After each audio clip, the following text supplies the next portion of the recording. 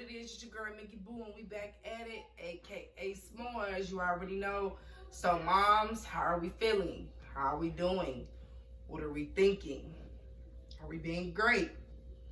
I know you're trying the best that you can. I salute you for that. This episode is moving as one body, and the topic is kids studying and well-being. Okay. So when we talk about kids studying, I mentioned before the ages from 0 to 9. Kids are very absorbent and they're picking up a lot of knowledge at a fast pace. So making outstanding moments means to find time in your life.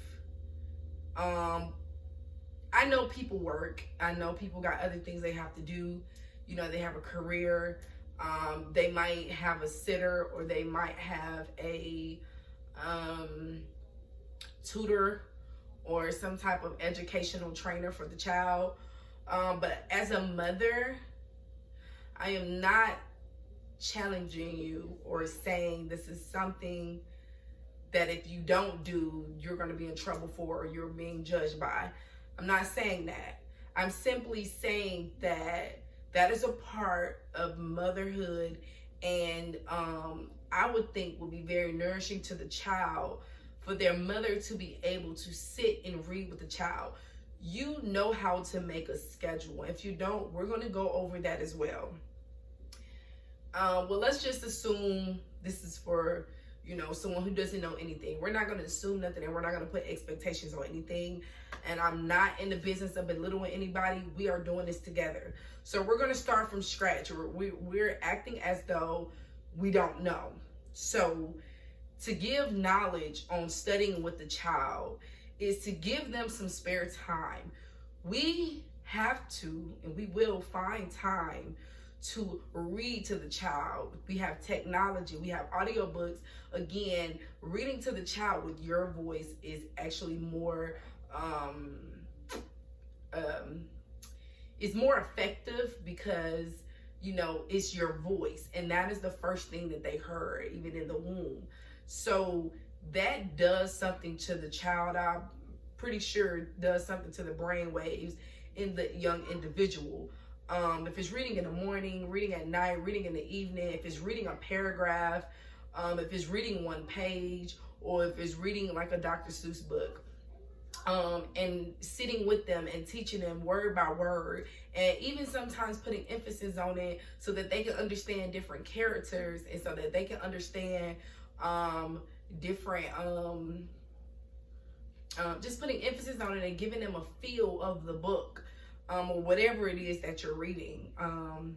When it comes to mathematics and other subjects like science, you know, you watch your child and you observe them and you see what they like.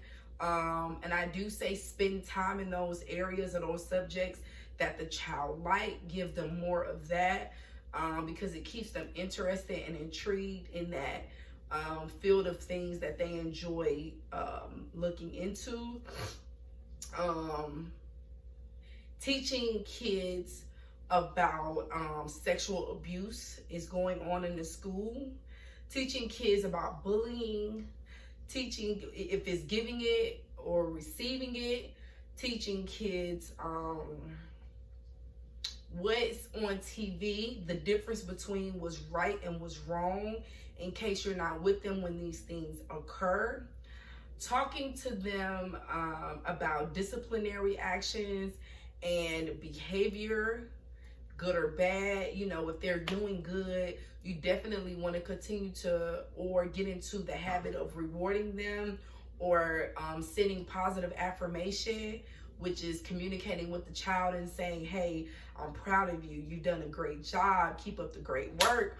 Or rewarding them with things that they may like to keep up the good behavior. When it comes to topics on those things that I just named, I would say communicate with them, have them repeat it back to you, and to explain what it means so that you understand that you guys have an understanding.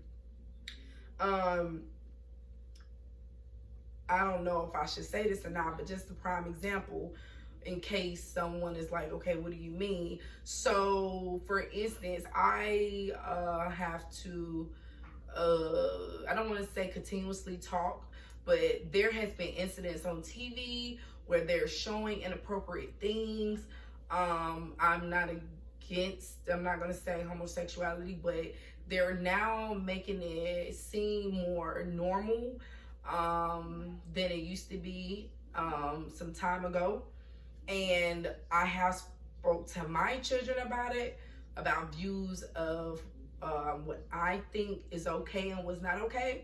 And there was an incident that happened that a child has spoke to my children about, that another child had removed his pants and his underwear, and also was a little bit of physical abuse, and kissed him in his private areas, front and back. So I had to have that talk with my kids on right from wrong, on, I didn't want to, paint a picture, but I definitely wanted to get a better understanding. So I asked certain questions, being careful on how I project the picture.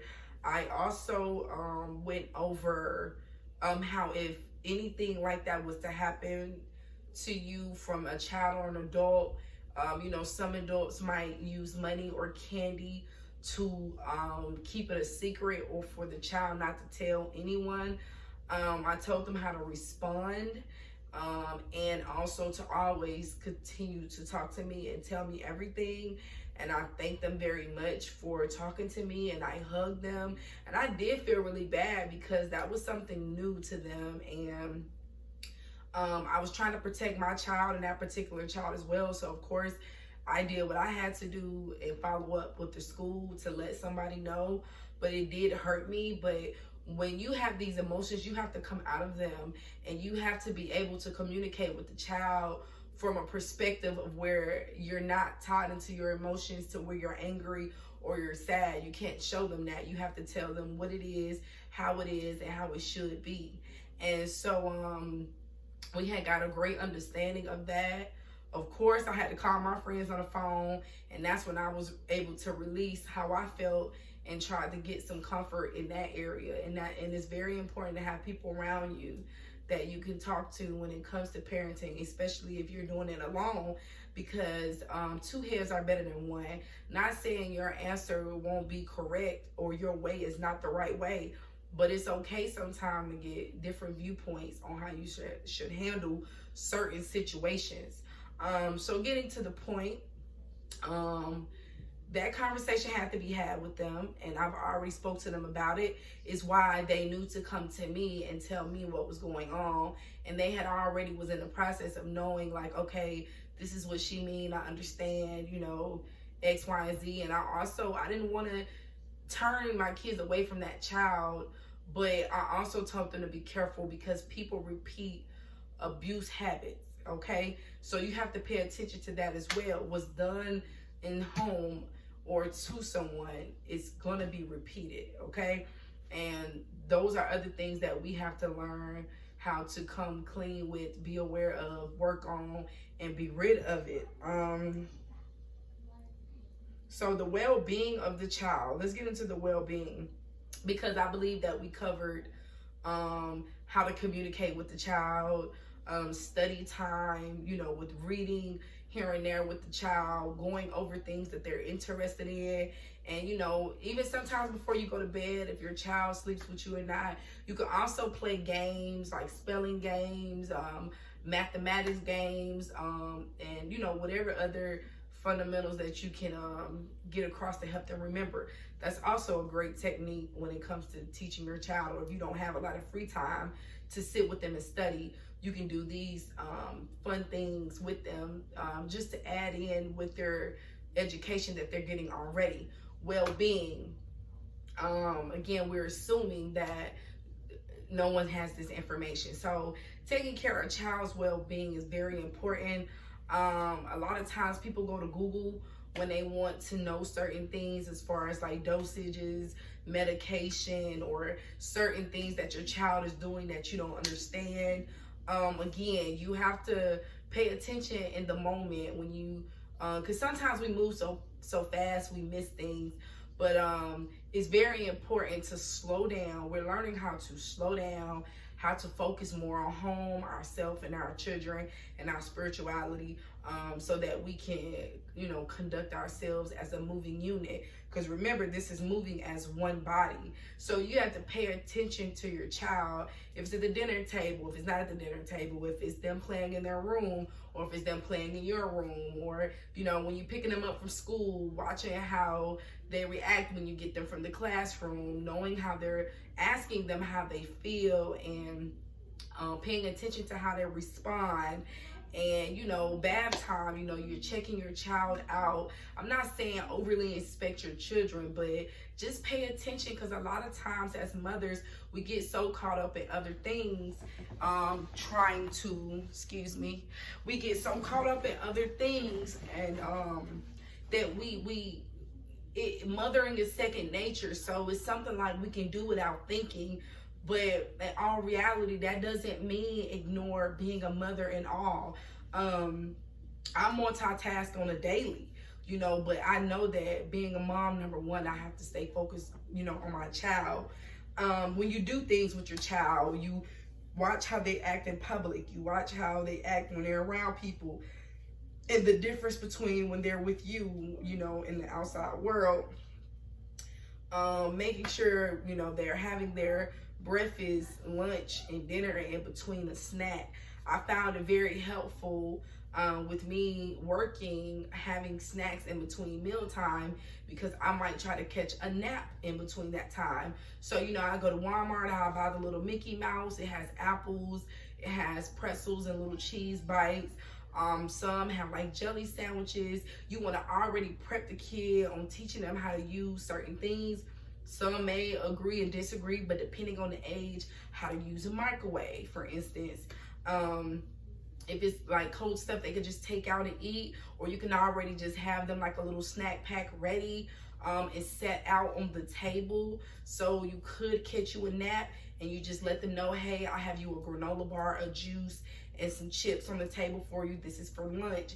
And just try to keep things organized. And definitely organization is number one too, because scheduling and organization will help you to be a great parent as well, because it just things you may forget, and things you may not want to have on your mind, because like I said, we're always running at a fast pace.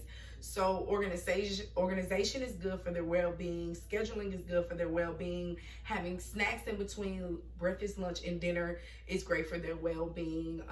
Communicating is great for their well-being. Positive affirmations. Make sure we're keeping our children uplifted, even when we don't feel uplifted. We're trying to get out of our emotions and our feelings while dealing with our children. That is number one core rule. Staying out of your emotions while dealing with your child, because they sense it, they feel it, they know it, they act out on it when they're not around you. So that is very detrimental to their well-being. And also being careful when they go over to family members' houses or friend houses, talking to them and seeing what's going on and how it was. I personally don't do that. I don't send my kids to their friend house, or to family members' house to spend a night, unless I go to work and it's my mom, or people that I really trust. Have to really trust them. So yeah, communication definitely key. Communication. Making outstanding moments every time you're with the child. And I know we need breaks here and there. Get your breaks. I'm not telling you not to do that, but in the moments with your children, it is great for their well-being to know that you are interacting with them, that you are talking to them, that you understand them. These things are majorly important. It's no ifs, ands, and buts about it. These are things that we need to do. We need to change up who we are, how we are, so that we can make the great people out of our little ones as much as possible. So yes, you with your girl Mickey Boo, aka S'mores. Thank you for listening. I truly appreciate it. Again, this was